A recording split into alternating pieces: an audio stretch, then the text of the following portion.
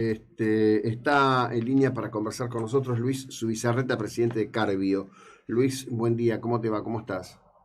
¿Cómo estás, José Luis? Buen día. Bien, bueno, siempre siguiendo y tratando de poner en atención de nuestra audiencia los temas que tienen que ver con la cuestión central, que es el tema del biodiesel. Está en fecha de expiración el decreto que había dispuesto un aumento del corte de biodiesel. Recuerdo que en el momento en que esto ocurrió, entre otras cosas, se dijo que esto iba a traer problemas porque con el frío los camiones y los colectivos no iban a arrancar. Hasta ahora creo que eso no ha ocurrido. Y ustedes están planteando que se mantenga, digamos, que se extienda este volumen de corte que, entre otras cosas, tiene el impacto positivo de evitar importaciones que hoy significan dólares contantes y sonantes, ¿no? Efectivamente, como bien decís, no hay ningún argumento para no prorrogar este esquema, porque recordemos también a la gente otras dos externalidades muy importantes del biodiesel. Por un lado, la contaminación. Es un producto, es un combustible que es idéntico al gasoil, pero contamina muchísimo menos. Entonces, tiene una lista muy importante por ese lado, y por el otro es la generación de empleo a nivel local. Es decir, es un producto de mejor calidad para el medio ambiente, que no tiene ningún impacto en los motores. Lo producimos en Argentina. Y además es más barato. Entonces, nosotros no pretendemos vender el producto por encima del valor del combustible fósil, aún teniendo en cuenta estos beneficios ambientales que genera. Con lo cual, la verdad es que no tiene ningún sentido no prorrogar esta norma que genere competencia entre las empresas locales que producen el biodiesel y que le permita al consumidor tener un combustible mejor y más barato. Uh-huh.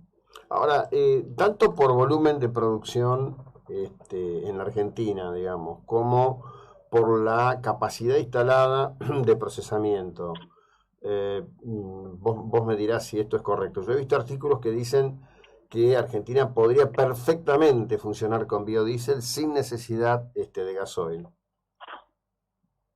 Sí, yo ahí tengo una duda, a ver, y ahí me parece que eso no sería lo correcto. Obviamente que en cuanto a capacidad la tenemos, pero los motores están construidos para utilizar combustibles fósiles. Y está bien probado que podemos ir perfectamente hasta un 20% de biodiesel sin ningún inconveniente. De hecho, hay países como Indonesia que utilizan un 30% de biodiesel.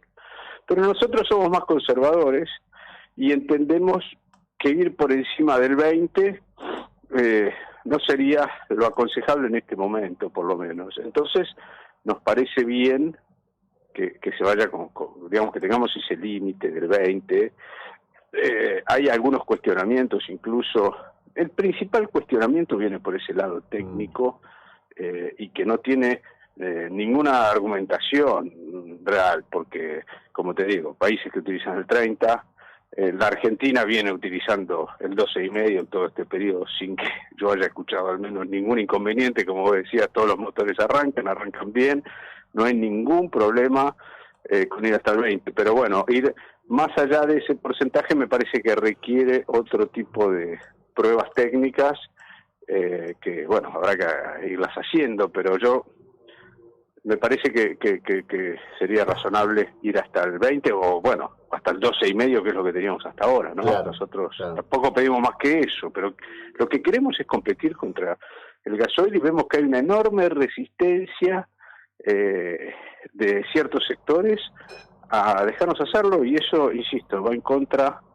de la generación de empleo local, va en contra del medio ambiente. No hay ningún argumento para ir por ese lado, así que bueno, esperemos. Lo que ocurre es que hay, desde que Néstor Kirchner llegó a la presidencia, un negocio enquistado de importación de combustible que es mega millonario, ¿no? Y bueno, sí, ahí la verdad es que yo ahí no lo conozco, pero bueno, sí, seguramente. No, a ver, observemos los hechos. Digo, la racionalidad empírica y científica dice que se puede hacer el corte hasta un 20%, y vos aumentás y decís, en Indonesia lo hacen hasta el 30%, nosotros somos conservadores. No puede ser que esto se ignore, digamos, que lo sepa Carbios o los productores. Esta es información que hoy está disponible, está la experiencia de carácter concreto, digo, ¿no? Es decir... Sí, obvio. Somos el modelo del país que tiene que utilizar más sus recursos, bueno, como hacen los otros países también que producen aceite, lo mismo hace Estados Unidos, lo mismo hace Brasil está yendo a un corte del 15%, y bueno, sabemos lo que sucede en Brasil con el etanol, que acá llamamos alcoholasta. O sea, otros países utilizan sus recursos para generar empleo localmente, para evitar generar empleo en otro lado, importando de otro lado, porque también démonos cuenta que el gasoil que importamos se procesa en otro lado y genera empleo en otro lado, en vez de hacerlo acá. Y insisto, yo no estoy proponiendo que compremos un producto local más caro, no, es más barato, y nos atenemos a ese compromiso nosotros, porque hay veces puede ser que el biodiesel llegue a ser más caro, porque en algún momento la materia prima con la que se produce puede ser más cara que el petróleo, y esto... Digamos, hay momentos en que el biodiesel puede ser más caro, y ahí aceptamos no vender, pero queremos por lo menos poder vender cuando somos más baratos. No tiene gollete, y yo te agradezco, y me parece que el canal para transformar las cosas es de la comunicación, y que ustedes siempre están en la vanguardia, ¿no? Hay que comunicar y dejar en evidencia las cosas que no tienen lógica, y bueno, de a poco vamos la gotita a la piedra. Sí, seguro. Lo que ocurre es que, a ver, vos citaste el tema de lo que acá llamamos alconafta, ¿no? ¿Cómo nace todo este tema? Este tema nace en la crisis del petróleo posterior a la guerra del Yom Kippur con el embargo petrolero. Así es. Que tiene alta incidencia en lo que nosotros sufrimos y vivimos como Rodrigazo, que pocas veces veo que los economistas lo comentan. El cisne negro que hizo explotar la economía argentina en lo que se conoce como Rodrigazo fue que el barril de petróleo pasó de $6 a $22 prácticamente una semana a la otra con el embargo petrolero. Brasil tuvo una crisis peor que la nuestra, de la que tampoco se habla mucho en Argentina, y ellos en el tema combustible salieron por el lado de lo que nosotros conocemos como alconafta, y es una política de Estado que la han mantenido desde la década del 70 hasta el presente. No puede ser que no podamos tener políticas de Estado con el tema combustible. Y hoy son una potencia productora de etanol, exportan, y además utilizan porcentajes altísimos, incluso hay motores que utilizan 100% de etanol, ahí sí, porque han hecho todo el proceso técnico, a precios más bajos, generando un enorme derrame en toda la economía, porque viste ahí está la economía de la caña de azúcar y la del maíz. Claro. Y bueno, creo que también es otro de los debates que nos tenemos que dar como país, y también tenemos que saber imitar lo bueno que hacen nuestros vecinos, y modelos probados, viste, sobre todo, no es tirarnos a la pileta. Quizá Brasil, como bien explicás vos, bueno, lo hizo en un momento complejo y apostó a un poquito más a ciegas. Ahora ya vimos lo que pasó en Brasil, o sea, no tiene mucho misterio la cosa. Pero no, pero por eso digo, en esta era de intercomunicación y tecnología, yo como sé que cuando se logró aumentar a 12.5 el corte, y empecé a ver que había artículos en medios que se supone que son especializados, y decían, bueno, siempre el párrafo era el mismo, lo que demuestra que el origen o fuente era la misma. Advierten que podía haber serios problemas con el frío para el arranque de los motores. Era una cosa que hasta es una falta de respeto el argumento.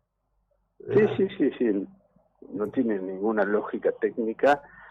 Por supuesto, insisto, los motores están hechos, y esto es una realidad, están hechos para funcionar con el combustible fósil, pero perfectamente aceptan este porcentaje, e insisto, nosotros hemos hecho un trabajo que creo que algunas lo comentamos juntos en Rosario durante meses, todos los colectivos, por un tema ambiental, pero también por este criterio de decir, generemos demanda de nuestra propia producción de modo tal de generar empleo y entrar en el circuito positivo. Durante meses todos los colectivos de Rosario funcionaron con 100% de biodiesel, todos.